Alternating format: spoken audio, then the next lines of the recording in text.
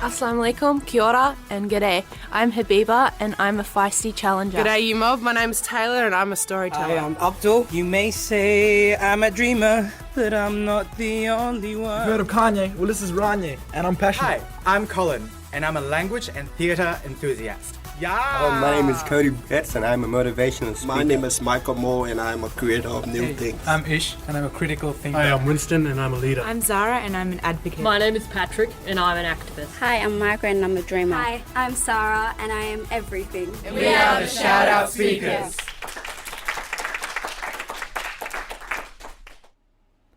Hi everyone, and welcome to Two Words with Taku. I'm Taku Mbudzi, recording my podcast in cloudy Melbourne.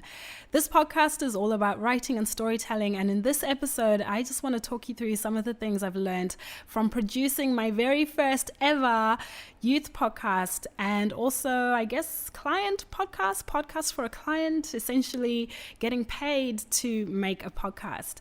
I know I have been so quiet, as in it's been a month since I released an episode.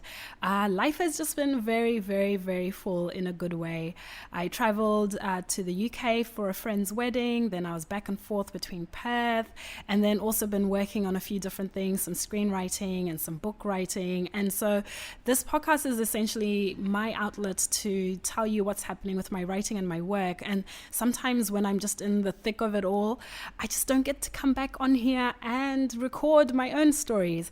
So that's why I've been a bit quiet. And to be honest, I have missed this microphone so much. So I am sitting in my apartment with this microphone and now just sharing with you what I've been doing. Okay. So straight into it, what you just listened to is the intro of what we've now created called the Shout Out Youth Speakers Australia podcast. It's a bit of a mouthful, but essentially it's a podcast where we're just sharing stories by young people who are aged 17 to 25. And I'm going to just talk you through quickly how it came about that I produced this podcast and why I've done it, and then also the lessons I've learned from it. And the reason why I wanted to do this is because a few of you have been asking me, how do you produce a podcast for yourselves or for other people? But also because I think it'll be useful for anyone who then also wants to make podcasts for other people. I don't know why I feel like I've just repeated my 2 points, but anyways, I'll just go straight into it. I used to live in Perth, and I did quite a lot of work with the Youth Affairs Council of Western Australia, which is a youth organisation. They ran the Shout Out program 2 years ago, and it's essentially a program to teach young people public speaking skills. And 2 years ago, I was the facilitator. I went in and I taught these young people about everything I have learned from being a professional public speaker, as in writing my stories, sharing them on stage, and getting paid to do so. And what they wanted to do, YACWA, which is now the acronym for that organization. So YACWA wanted to equip about 20 young people so that they could actually go out into the community and get paid to tell their stories, to share their inspirations, their dreams within their own communities as a way of encouraging leadership and advocacy within the young people's sort of networks. And that program from 2 years ago was so much fun. It was every emotion you can think of, me teaching them how to write, them learning how to even stand in front of a group of people and to speak. And then at the end, there was a big showcase where they invited friends and family and community members, government people, to then listen to these 20 young people share their worlds, their insights, and give us 3 to 5 minute snapshots of that. So this year, when I was in Perth for something else, I don't know, YACWA got in touch with me and I emceed a symposium for them. And then as I was leaving, they said, oh, by the way, we're going to do Shout Out again. Would you come back and teach these young people public speaking? And I said, oh, well, look, I'll see, because obviously I'm based in Melbourne. It means I have to travel. I'll let you know. But long story short, I agreed to come back. But now for me as a trainer and a facilitator, I have grown so much in 2 years that I really was challenging myself, like, what can I do that's going to be different for these young people when I go back and I do this program again and I facilitate? Like, what can I do and what did I learn from the first time? When we ran the first program 2 years ago, the kids did their showcase and we recorded their videos of their speeches at that final event, but the videos never went anywhere. And to be honest, I don't know where they are now. And part of my fire is trying to get young people to have agency for their stories in terms of writing them, producing them, all of that stuff. So I kept thinking back to how this very podcast you're listening to has helped me voice a lot of the inner thoughts that are in corners of my brain that I don't even understand. But also it's given me a lot of creative freedom and ownership of my stories and how I tell them and who I invite to tell them with me, blah, blah, blah. So I really felt like, oh, well, what if I go back to YACWA and say, okay, I'll come and teach these young people how to be public speakers so they can A, get paid on stage and at community events, but B, I'll also teach them how to be comfortable in front of a microphone. And also then we can produce a podcast so that they have somewhere where their stories can live. And that helps in terms of marketing them for future events, but also it helps them hear themselves, and it's stuff that can be shareable within the community. And that's essentially what we've done. So in this episode, I know it's taken me 5 minutes to get to the point of what I'm trying to say. I just needed to give some context to these points. In this episode, I'll just quickly run through the lessons that I learned that can be used for anybody who wants to get into podcasting, but also producing podcasts for other people. It's not that hard, but it's a lot of bits and pieces. And so this is what I've learned.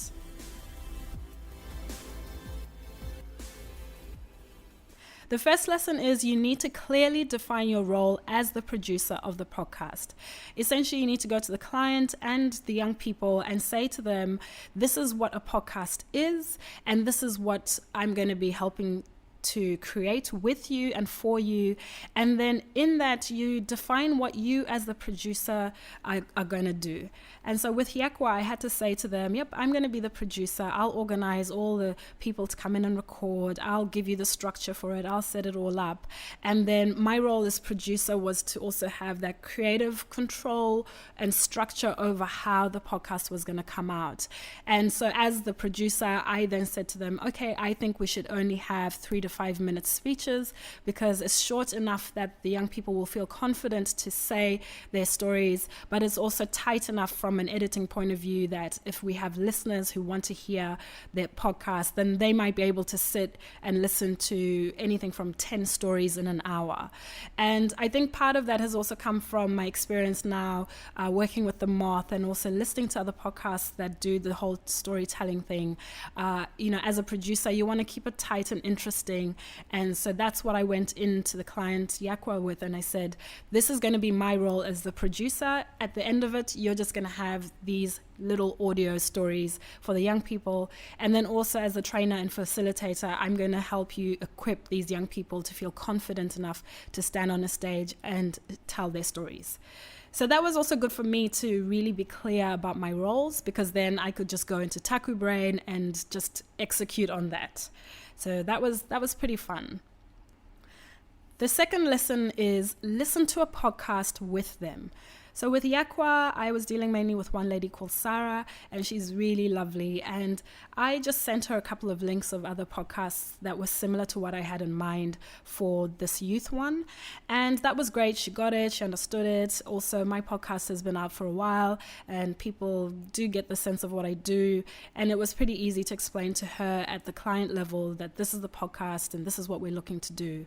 However, with the young people, when I then flew to Perth and it's the first day, and I'm meeting them, telling them what we're going to be doing, I had to explain to them what a podcast is. And to do that, I listened to a couple of podcasts with them. And I just explained, what a podcast does. Essentially, it's, audio content that lives online, that is very mobile, portable, easy, free. And there's different scales of podcasting. Some people just do it at their houses and their garages, and it's very small and beautiful and intimate. And then there are some large scale productions of podcasts. And so I explained to them the power of podcasting and how they can easily record their thoughts, their voices, their ideas on their phones even, and upload it to the internet and share it with their communities. So that was really clear in my mind, that I needed to explain what a podcast was. And even though a lot of them hadn't heard of it, they were really open and excited. And by listening with them to 2 podcasts. I think we listened to The Moth and we listened to The Color Cycle. We listened to just a couple of episodes. They were able to understand that, oh, okay, cool, okay, I get it. So we're just going to be recording stuff that will then be produced and live somewhere else. So that was also kind of fun because that's what you want. You want people to be curious about playing with a new platform or media thing. And yeah, the young people were really great at being open with that. Lesson number 3 is invite them to write their own stories, not yours. And this is something that I found quite interesting as well. As you go in as you know, somebody who's producing for a client or for these young people, and I really needed to be aware of what the client YACWA has in mind, what their vision is, their tone, their branding, their general messaging, and then also the young people. Here I am coming in as Taku to say, I'm going to teach you how to be public speakers, how to speak your mind, and to write the stories that you want to. But I've been writing my Taku stories a certain way. There's some things that I feel comfortable talking in public about, and there's some things that I go, nah, I'm not interested in that. And it was really interesting and confronting to then hear the stories that the young people wrote. They were real, they were raw, they were gritty, and they were beautiful.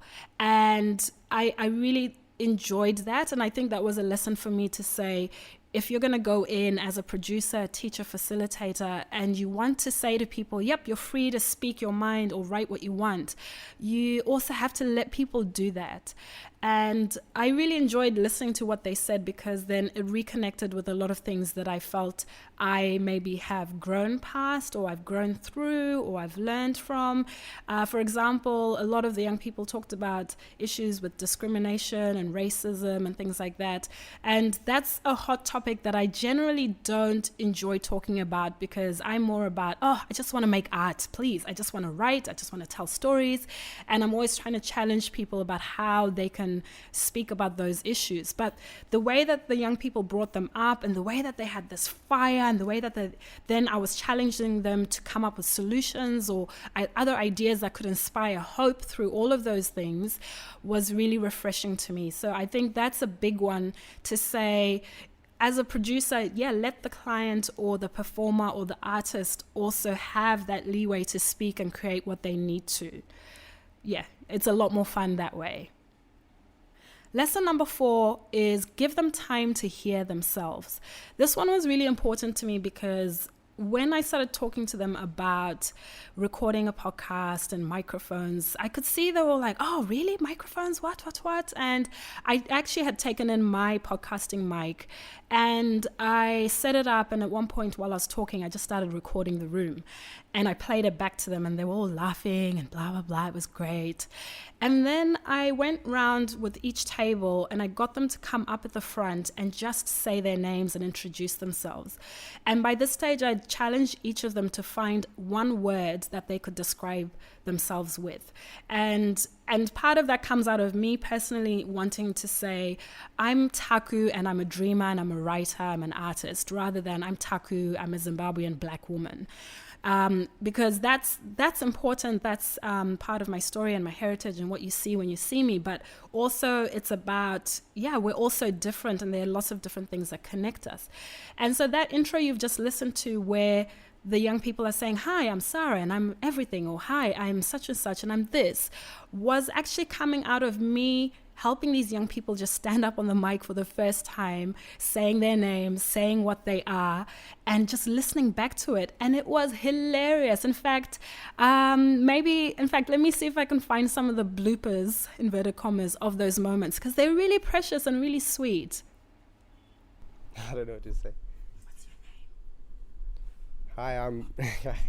Hi, Hello, my name is Cody. I'm a motivational speaker.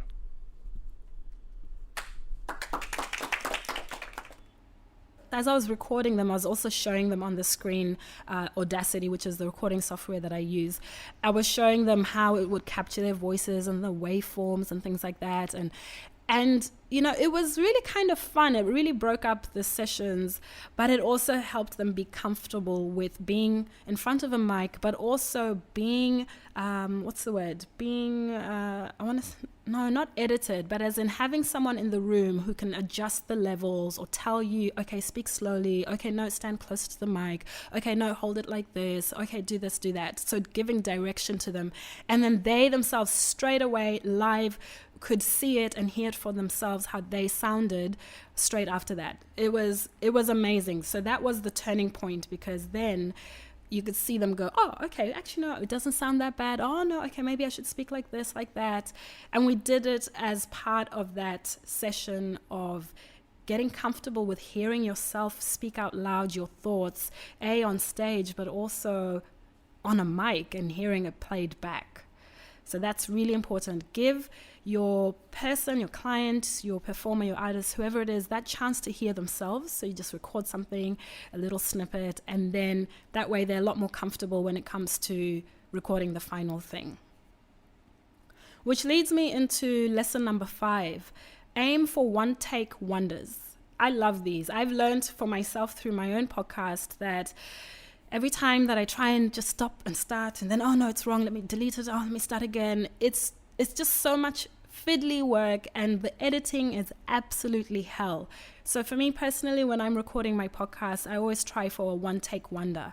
And that means I'm just going to speak freely, and then I'll edit it at the end. And I'm just going to trust the flow of what I'm going to say. But a lot of the time I would have prepared, and I might have a couple of bullet points. In fact, as I do right now, where I just have bullet points of what I want to talk about, and then I free flow in between that. And so when it was now time for these young people to write their speeches, we spend a lot of time really pushing like, what is it that you're so fired up about that you need to say or to share or to just spit out? What is it that you need to share? And how are you going to write it? And we spent time with them. So I was giving them how to write a story, structures. And the one prerequisite I asked for all of them is leave us with some hope. Please leave us with some hope, because a lot of these young people come from all sorts of different cultural backgrounds. We had some indigenous children in there, not children, young people. And so there's a real mix of some pretty hearty stories and experiences of everything you can imagine. And that was my only request is, go write the story that you feel you need to write, but leave us with some hope. And it was amazing. It was amazing what they came up with, because then by the time we'd done the little intro snippets that you've heard, so hi, my name is blah, blah, blah, my name is whatever, and we played it back, then I let them just get up on the mic and just free flow. Some of them free flowed, and then some of them had written speeches on paper, and it was amazing. And so with this podcast, you're actually going to be listening to these young people's first official recorded takes of their speeches. As in, this is the first time where I've said to them, look, this recording and this podcast is the practice for when you get on stage. So it doesn't have to be perfect. It just has to be you, and I want you to get comfortable with it. And they blew us all away. And so in the podcast, you will hear us at the beginning, sometimes you'll hear the audience, which is, essentially the group of about 15 of us, maybe whispering. And then at the end, you'll hear our genuine reactions to hearing this person's story for the very first time as a group. We spent 2 days together. And so when you hear the woo and the clapping at the end, it's because this is the first time we've heard this person spit their story out on a mic, and we've captured it. And there's something really powerful and magical about that. So you're getting the crisp, raw version of their truth. So yes, that's something I try and encourage, is aim for one-take wonders, because also when your client or the performer or the artist or the speaker knows that they don't have 5 chances to be recorded, they know it's now or never, they bring a different kind of energy to that mic, and it then just makes it easier for you to edit, because now you don't have 5 different files for each person. And so that was a very strategic move on my part, is that everybody knew by the time I said you're getting up to the mic, they knew they had to bring it, and they really did. It was amazing. Okay, lesson number 6 is ease everyone's mind about the technical stuff, both the client and also the artist or the performer. And in this case, yeah, I now feel so comfortable with editing software, with website-y stuff and blog stuff. And even as a producer, when I suggested doing the podcast to YACWA, I knew that it needed to be as easy as possible for me to manage it, but also for them to be able to manage it and share it. And I said to them, okay, well, let's start with SoundCloud, because SoundCloud is easy, it's free, we can upload the files, and a lot of people use it for podcasting. I don't use it for my own personal podcast because then I've got mine embedded in my WordPress blog and all sorts of other things. But I thought that SoundCloud would be the easiest way, that it's quick access, and then I set up a separate account that I can manage, and then I can pass those details on to the client. Because then also, they're still sussing out if that's something that they really want to invest more time and resources into, and later on that can easily be migrated anywhere else if it needs to. But for now, them just knowing that I was going to handle that was great. Then for the young people, when I went in and I told them, okay, we're going to do this podcast, we're going to be recording, a lot of them went, oh, so what, we're going to learn how to edit? We're going to be doing the editing ourselves? And I went, no, it's okay. I'll edit. We'll organize the editing for you. So just you relax. All you need to do is write the story, come and spit it on the mic, and that's it. So I think that also eased the pressure of people going, oh my gosh, I don't even know what a podcast is. Where do I start? What am I going to do? Panic. I just took that in my stride because I love that kind of stuff. I'm really geeky about it.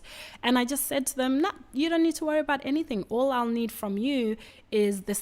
So things like the bio, things like photos, things like branding. That's what I'll need from you. And then from the young people, all I need you to do is, just be comfortable on the mic, make sure your story is good.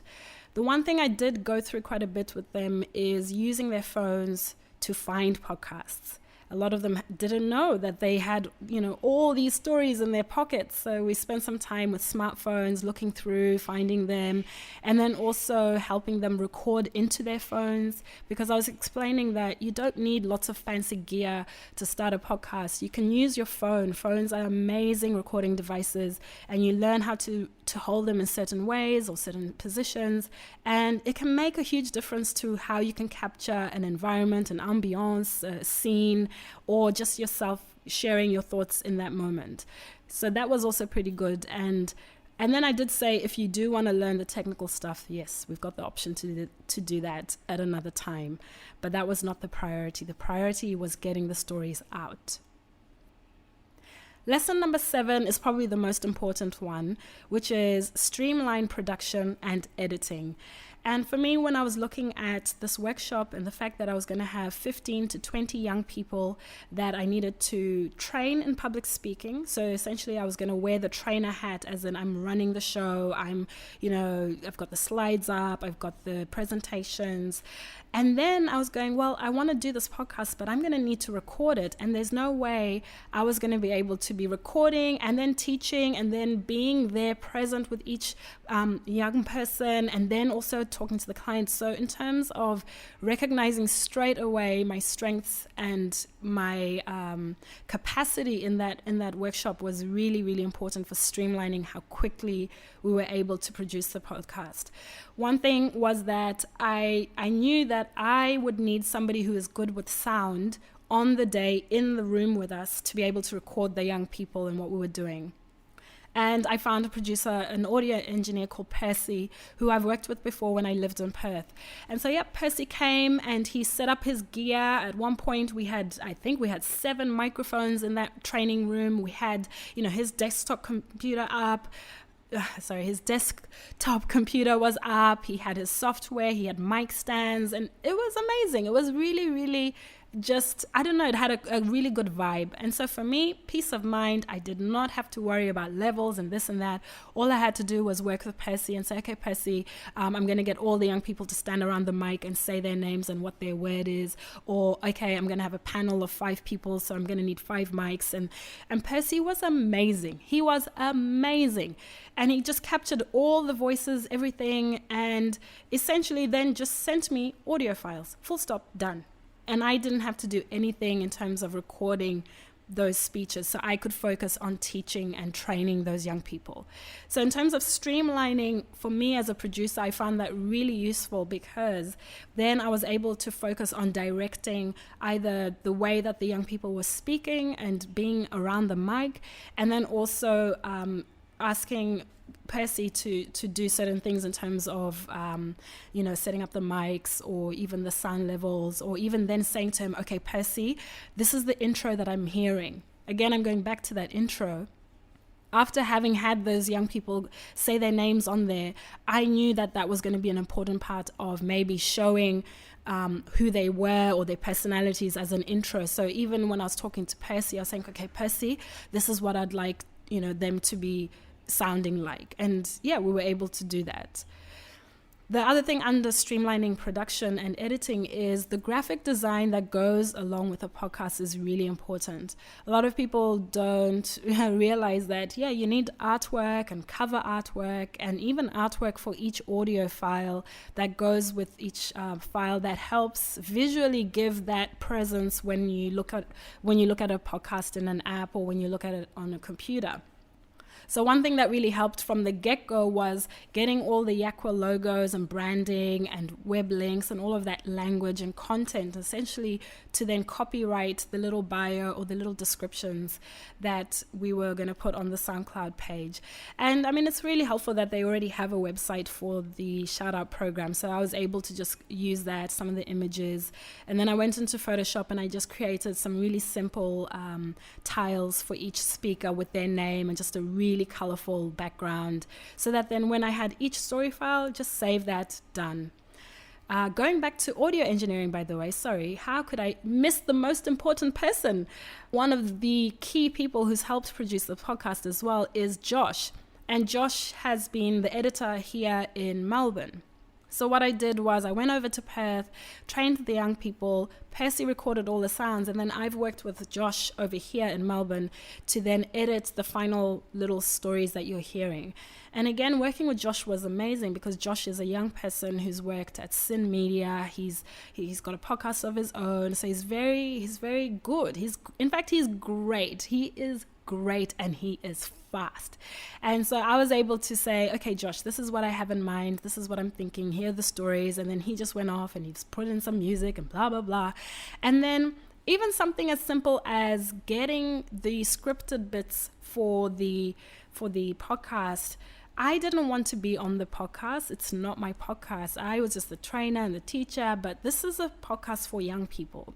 And Josh is young, and I said to him, okay, well, look, here's the script that I've written. Maybe you can just record yourself saying it and let's see how it sounds. And I thought it sounded great. It sounded great. And so that's what we've used as well. And you'll hear that a bit later in the episode.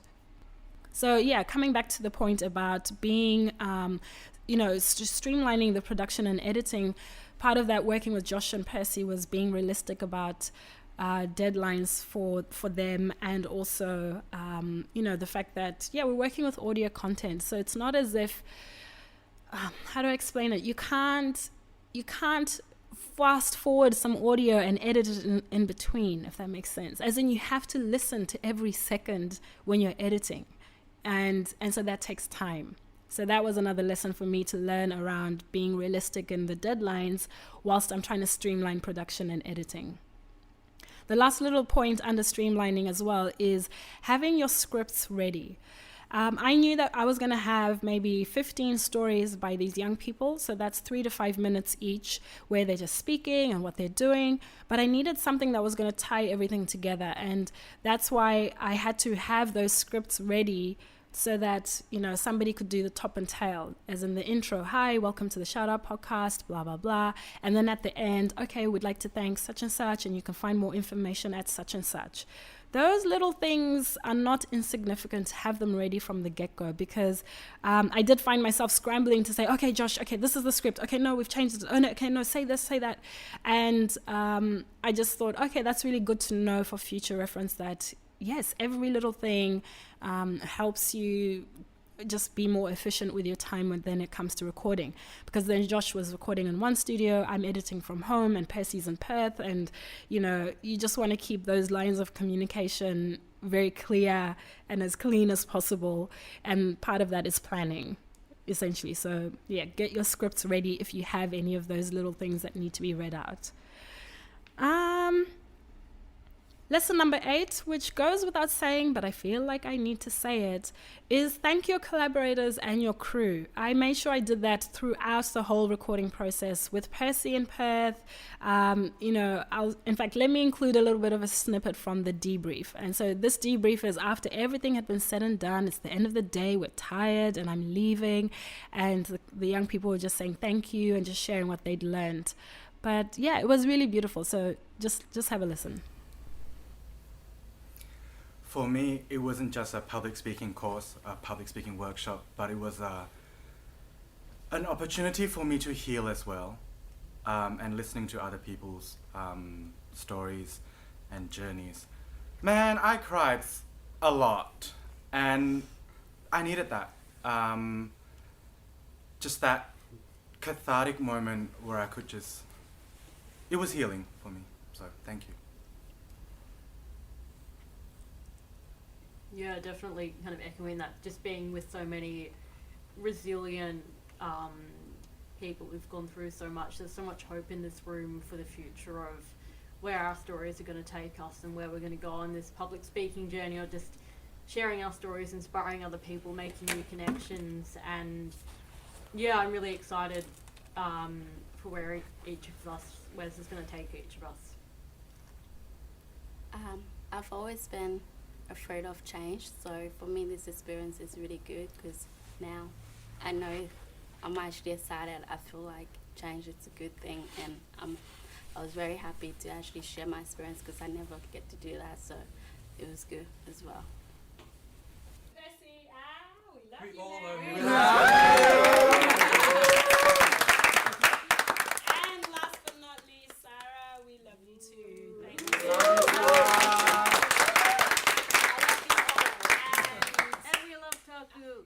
We love you, Taku.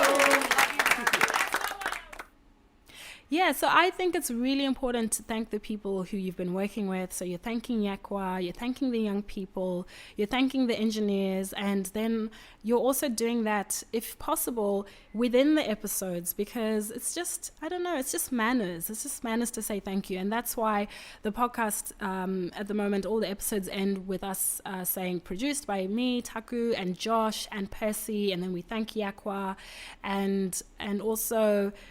yeah, I don't know, it's just manners. It's just saying it wasn't done by one person or by myself or anything like that. It's just manners. And then the most important lesson, last but not least, is listen and learn for the next time. I think listening to the intro, I keep going, oh wow, this intro sounds way better than my own one for my Taku podcast.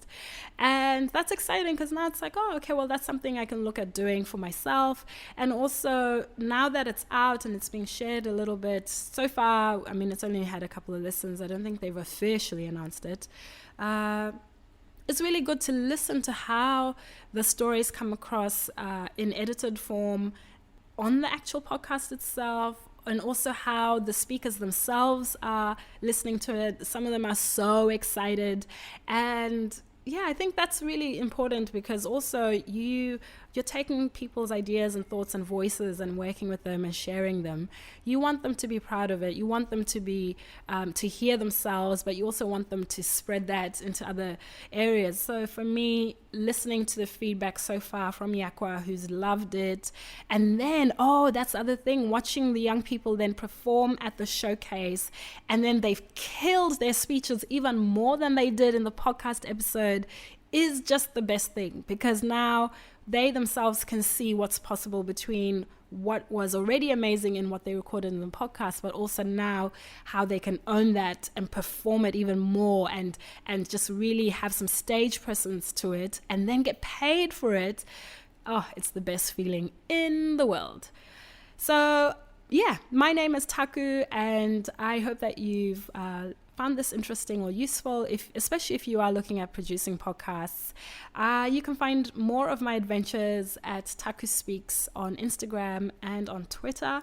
And also my website, taku.com.au, has all my links. You can listen for free, or you can find me on social media via my website, taku.com.au.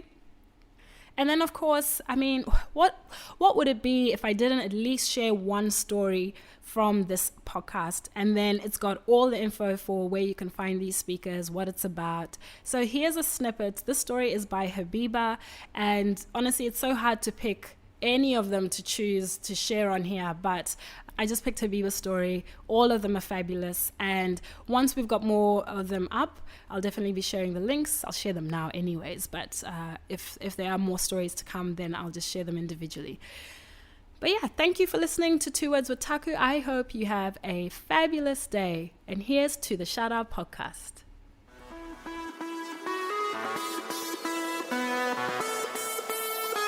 Assalamu alaikum, kia ora, and g'day. I'm Habiba, and I'm a feisty challenger. G'day, you mob. My name's Taylor, and I'm a storyteller. Hi, I'm Abdul. You may say I'm a dreamer, but I'm not the only one. Heard of Kanye? Well, this is Ranye, and I'm passionate. Hi, I'm Colin, and I'm a language and theatre enthusiast. Oh, my name is Cody Betts, and I'm a motivational speaker. My name is Michael Moore, and I'm a creator of new things. I'm Ish, and I'm a critical thinker. Hi, I'm Winston, and I'm a leader. I'm Zara, and I'm an advocate. My name is Patrick, and I'm an activist. Hi, I'm Margaret, and I'm a dreamer. Hi, I'm Sarah, and I am everything. And we are the Shout Out Speakers. Welcome to the Shout Out Speakers podcast, a podcast celebrating the voices of all young people in Australia. We're public speakers aged 17 to 25, and we speak about all the issues that affect us and our communities. Alrighty guys, assalamu alaikum, kia ora, and g'day. My name is Habiba, and I am a feisty challenger. Now, the reason I'm a feisty challenger is because that's what I get told, I guess. I was recently in theology class, a class that I absolutely hated every second of, and they posed the question of what it means to be good. And I put my hand up, being the only brown girl at Notre Dame. I was like, why be good? What is good? Why should I be good? If you think about it, Martin Luther King, at that time, when he was rebelling, was not good, but he was fighting for what he thought was a good cause. I posed this question to my lecturer, and him, being white, kind of just brushed over it and was like, yeah, fair point. Anyone else have any views? He wasn't really willing to go deeper into it. And I just sort of sat back and I thought, wow, great. I put my views out there, being the only brown girl in class, and he's kind of just brushed over it. So I sat there quiet, hating theology class, pulled my hat down further, sunk into my seat and was like, yeah, whatever, great. Afterwards, we started talking in our group, and another tutor came up to me, and he's like, I see a fight in you. Don't ever stop challenging people. Don't ever stop challenging views. It was funny because little does he know, when I was 5, I used to be the shyest person in class. All the way up until at least 15. I was that quiet girl in class who didn't really want to speak up or put her hand up or, challenge views, because every time I heard the word terrorist, I'd either get ready to fight or flight. Being a young Muslim girl post 9/11 wasn't easy. Any time someone would say Islam in class, I'd just sink down into my seat. I remember one time I brought French toast to class, and this boy turned around and he's like, ew, what's that? And I was like, French toast? He's like, nah, that's some Indian curry shit. And I literally went home and cried and cried. And my mum went down, my mum's pretty badass, and told the kid off, because she knew that teachers weren't going to do anything. Anyways, after that, another experience was I was on the field. I never really liked playing with girls on the playground. I used to play soccer. And this boy came up to me. He was a few years older. he kind of looked down my shirt and was like, "Oh, ew, this girl's so hairy." And I was like, "Oh, great. I feel like crap." I was different already. And that really, really impacted the way I saw myself. So being bullied at school, you know, being called things like "you're a terrorist," I was already looking at myself completely different to how your normal, average young person would look at themselves in the mirror. So that made it really, really hard. I moved country, so that was all in New Zealand when I was growing up. Coming to Australia, I kind of had a new start, and I quickly came to realise that the Indigenous community here was going through some similar things where they were discriminated against as well. And I went to a school that was a lot more multicultural, and that allowed me to get to know more people, and it made me feel comfortable in raising my voice. I started joining youth advisory councils. I worked with some awesome organisations like Save the Children, and I started talking about the issues that I was facing: racism, discrimination, bullying, you name it, you know, domestic violence. There was all sorts of things. And when I got to go to Parliament and talk to some politicians, that's when I realised that the most important way of me making an impact is raising my voice, but not only at a community level, at a level where I know that there can be change in policy. And some of the greatest things that the politicians told me were to make your way into politics somehow and bring your voice to Canberra and bring it onto a national level. And that's probably the best way to make change. So that's what I've been doing. And it's funny because it took someone to tell me I'm a feisty challenger or someone who likes to argue to be able to start doing that. So I guess what my message to you guys is, sometimes you might not be able to find that thing in yourself. It kind of might take someone else to tell you, but pay attention to the feedback that people are giving to you, because that could really just lead you or channel your energy into the right direction. Yeah.